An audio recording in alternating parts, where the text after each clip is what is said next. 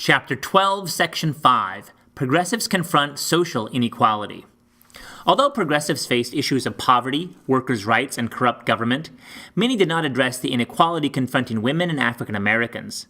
However, progressive activism prompted many women and African Americans to struggle for their rights.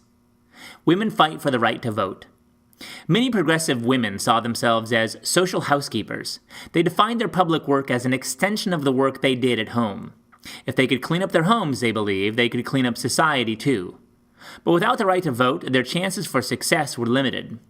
After the Triangle Shirtwaist Fire, for example, a journalist asked a New York machine politician why women factory workers had no fire protection. "That's easy," he replied. "They ain't got no votes." Women had demanded the right to vote as early as 1848, when a group of 300 women and men met at Seneca Falls, New York, to discuss women's rights. At the Seneca Falls Convention, Elizabeth Cady Stanton argued that the power to make laws was the right through which all other rights could be secured. Progress toward the goal, however, was painfully slow. Women continued to agitate for women's suffrage throughout the late 1800s. During this period, leading suffragists joined together to form the National American Women's Suffrage Association, or NAWSA, with Stanton as its first president. This group helped organize the suffrage movement into a powerful political force at the state and national levels. The first victories in the struggle for women's suffrage came at the state level. By 1898, 4 western states had granted women the right to vote. By 1918, women had voting rights in 15 states. As a result, they began to influence elections. In Montana, they helped elect Jeannette Rankin to the House of Representatives in 1916, 4 years before women had the right to vote nationwide. Rankin was the first woman to serve in Congress. African Americans struggle for equality.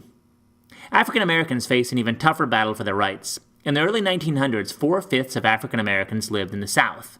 Most struggled to make a living as farmers and were subjected to strict segregation.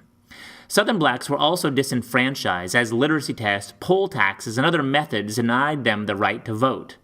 Nevertheless, many African Americans were inspired by progressive ideals and worked to improve their conditions. One leading proponent of advancement was Booker T. Washington, an African American educator. Washington founded the Tuskegee Institute, a vocational college for African Americans in Alabama. He encouraged blacks to gain respect and status by working their way up society. Some progressives favored confronting racism. In 1909, one group formed the National Association for the Advancement of Colored People, or the NAACP. The NAACP fought through the courts to end segregation. It also tried to ensure that African American men could exercise voting rights under the 15th Amendment. One of the founding members of the NAACP was W.E.B. Du Bois, a distinguished African American scholar and activist. Between 1910 and 1934, he edited The Crisis, an NAACP journal that focused on issues important to African Americans. In addition to its legal work, the NAACP protested lynching and other racist violence. Between 1894 and 1898, about 550 African Americans were lynched. Among the progressives who spoke out against the violence was Ida B. Wells Barnett, a co-founder of the NAACP. In 1892, Wells Barnett protested the lynching of 3 African American grocers in Memphis, Tennessee. She expressed her outrage in the Memphis Free Speech, a newspaper she co-owned and edited.